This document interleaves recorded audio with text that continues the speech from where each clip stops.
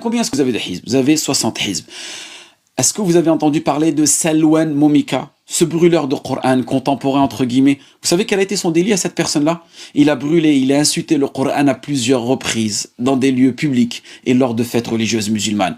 Quel a été le châtiment de cette personne-là? Le 30 janvier 2025, alors qu'il était en direct sur TikTok, il fut abattu. Sa fin tragique prouve que, en réalité, mes frères et sœurs, quiconque défie le livre d'Allah subhanahu wa ta'ala finit par rencontrer sa justice.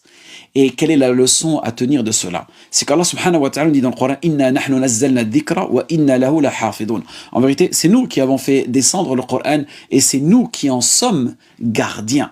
Aucun défi lancé au Coran ne reste impuni. Et ceux qui se moquent des signes d'Allah subhanahu wa ta'ala finissent toujours par périr.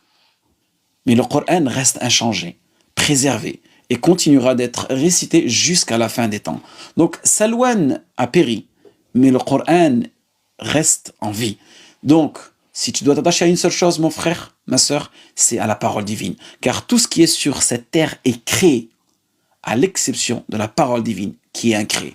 Médite là-dessus et sache que le mois de Ramadan approche très très rapidement, le mois du Coran.